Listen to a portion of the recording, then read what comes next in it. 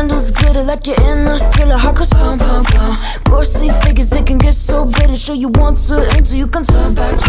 You don't know where I've been. What's going on inside? Where the monsters like to come alive, come alive. Do you really wanna know me? I'm really not that cozy. It's up to you, so you decide, you decide. Would you love me at my worst till the coffin's in the dirt? Try to break me. আসসালামু আলাইকুম guys, কেমন আছেন সবাই? আশা করি সবাই ভালো আছেন।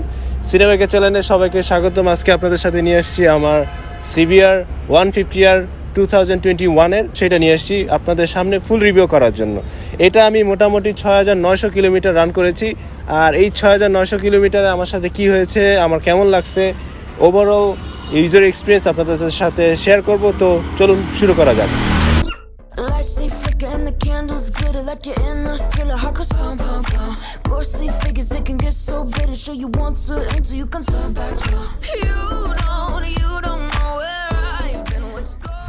Honda ব্র্যান্ডই আমাদের সাথে এমনভাবে জড়িত, আমরা যে কোনো বাইক দেখলেই বলি যে এই একটা হুন্ডা যাইতেছে, বাট অ্যাকচুয়ালি এটা বাইক। কথা না বাড়াই একদম মেন পয়েন্টে চলে আসছি। আজকে আপনাদের সাথে আমি কথা বলবো হচ্ছে হুন্ডা CBR 150R 2021 সালের যে ভার্সনটা সেইটা নিয়ে। সো এখন চলতেছে 2022 সাল। 2021 সালে বেরিয়েছিল হুন্ডা CBR 150R এই বাইকটি। আর এই বাইকটার বয়স মোটামুটি 1 বছর হয়ে গেছে, বাংলাদেশে চলে আসছে। সো আপনারা অনেকেই জানেন এই বাইকটার কনফিগারেশন অ্যান্ড স্পেসিফিকেশন। আজকে টুকটাক স্পেসিফিকেশন বলবো, খুব বেশি ডিপলি যাব না। আজকে একটু ফোকাস করবো হচ্ছে ইউজার রিভিউতে এবং আমার এক্সপিরিয়েন্স থেকে সব কিছু শেয়ার করার চেষ্টা করব। লুকসের ক্ষেত্রে বলতে গেলে এই বাইকটি অনেক ইমপ্রুভ করা হয়েছে আগের ভার্সন থেকে। আগের ভার্সনের বের হয়েছিল 18 সালে আর এটা বের হয়েছে 21 সালে। আগের ভার্সন থেকে নতুন ভার্সনে কিছু অ্যাড করা হয়েছে, যেমন হেডলাইটের পজিশনটা একটু সুন্দর করা হয়েছে, আগে থেকে ডেভেলপ করা হয়েছে, এবং সামনে যে কিটগুলো আছে কিটগুলো একটু বাল্কি এবং মাস্কুলার করা হয়েছে, এবং সব মিলিয়ে ওভারঅল লুকটা আগের থেকে অনেক বেটার এবং স্পোর্টি একটা লুক পাওয়া যায়। পার্সোনালি CBR আগের মডেলগুলো আমার কাছে অত ভালো লাগেনি, বাট যখন এটা বের হয়েছে তখনই আমি দেখার পর আমার কাছে একটু ভালো লাগা শুরু হয়, কেনার একটু সাহস পাই। আচ্ছা, বাইকের চেসিস টাইপ হচ্ছে ডায়মন্ড এবং ফ্রন্ট সাসপেনশন দেওয়া হয়েছে ইনভার্টেড টেলিস্কোপিক ফ্রন্ট সাসপেনশন, এবং রেয়ার সাসপেনশনে দেওয়া হয়েছে swing arms with monoshock system. So প্রথমে বলে নেই বাইকটির সুইচ কোয়ালিটি ক্লিকি খুবই ফিল হয় যখন আমি প্রেস করি, এবং সুইচগুলো খুবই প্রিমিয়াম। তবে একটা জিনিস মিসিং, সেটা হচ্ছে ইঞ্জিন কিনি সুইচটা দেয় না। কেন দেয় না আমি জানি না, আরে কেন দেয় না, বাট সিটি রাইড করলে ইঞ্জিন কিনি সুইচটা অনেক ইম্পর্টেন্ট। অনেক এটা নিয়ে অনেক জায়গায় গিয়েছি, অনেক জায়গায় ঘুরতে গিয়েছি, এবং ওখানে যাওয়ার পর মানুষরা অনেকেই প্রশংসা করছে এটার লুকস নিয়ে। মাঝে মাঝে শুনতে হয়, ভাই এটা কি R15?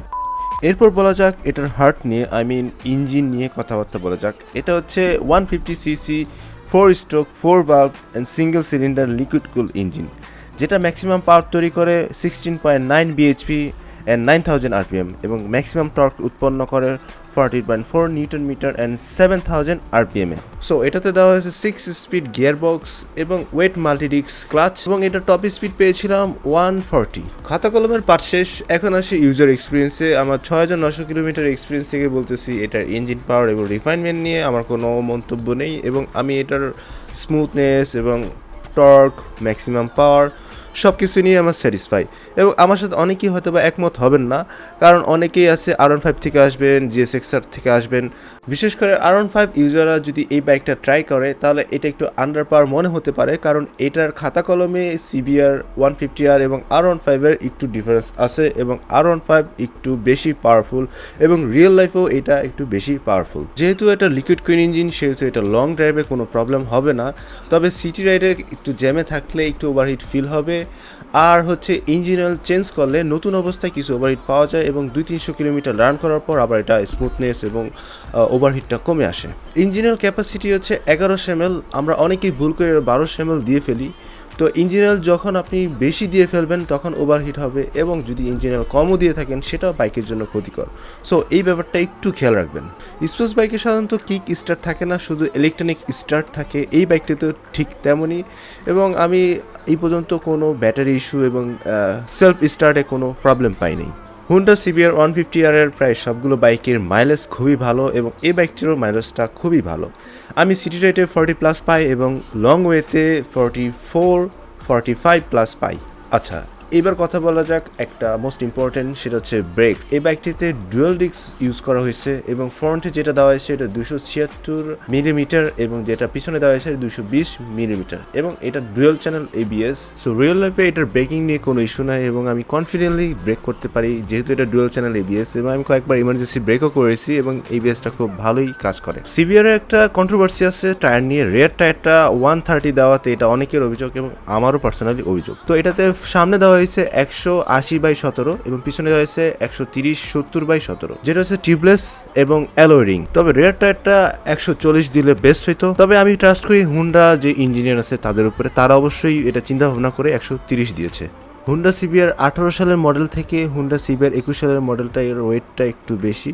এটাতে দেওয়া হয়েছে 139 কেজি এবং 12 লিটার ফুয়েল ট্যাঙ্কি ক্যাপাসিটি। সিট হাইট হচ্ছে 782 mm এবং গ্রাউন্ড ক্লিয়ারেন্স হচ্ছে 160 mm। আমার হাইট হচ্ছে 5 ফিট 9 ইঞ্চি আর আমার রাইডিং এ কোনো ইস্যু এখনো পাইনি। যারা হচ্ছে 5 ফিট 5 অথবা 5 ফিটের একটু আশেপাশে আছেন তারা ইজিলি রাইড করতে পারবেন এবং যারা ভালো ড্রাইভার তাদের আমার মনে হয় না হাইটে কোনো ইস্যু হবে। বাইকটির ব্যাটারি টাইপ হচ্ছে MF এবং হেডলাইট ইউজ করা হয়েছে LED, ইন্ডিকেটর ইউজ করা হয়েছে LED এবং টেল লাইটও ইউজ করা হয়েছে LED। তার মানে এই বাইকটিতে ফুল LED সেট আপ পাবেন। তবে ইন্ডিকেটর লাইটটা DRL এর মধ্যে ইন্ডিকেটেড থাকা অবস্থায় জোস লাগে, এক কথায় অসাম। বাইকটিতে সম্পূর্ণ আছে ডিজিটাল মিটার যেটা হচ্ছে কালারফুল এবং কালারফুল হওয়াতে এই বাইকটা অন্যান্য বাইক থেকে অনেক প্রিমিয়াম লাগে। মিটারে সাধারণত বেসিক সব কিছু আছে, টাইম থেকে শুরু করে স্পিডোমিটার, RPM, ESBS ইন্ডিকেটর এবং neutral indicator, overheat issue indicator, engine problem হলে একটা ইন্ডিকেটর আছে সেটা। তো সব মিলে ডিজিটাল মিটারটা জাস্ট অসাম। তো সব মিলে একদম লাস্টের দিকে চলে আসছি। এই বাইকটার প্রাইস হচ্ছে 5,39,000, যেটা হচ্ছে আপনি যে কোনো হুন্ডা শোরুমে পাবেন এবং আনঅফিসিয়ালি আর একটু কমে পাওয়া যায়। তবে এটা ডিপেন্ড করে সময় এবং সব কিছু মিলিয়েছিল। তো আমার কাছে এই বাইকটি খুব ভালো লাগছে, এই জন্য আমি রাইড করতেছি এবং ইনশাল্লাহ আরও অনেক দিন রাইড করব ইচ্ছা আছে। যেহেতু এটা ফুল রিভিউ সব কিছু হয়তো বা কভার করতে পারিনি, যদি ভুল টুল পান মাফ করে দিয়ে আগে বলে নিতেছি। তো এই বন্ধু ভালো থাকুন, সুস্থ থাকুন, দেখা হচ্ছে নেক্সট ভিডিওতে। Allah Hafiz. Looking out Peace. for the opposition, we don't do this for mass appeal. Don't make me blast it still. I put in work, no Vladimir. They want me to lose, but I can't. Mama shed like 1,000 tears.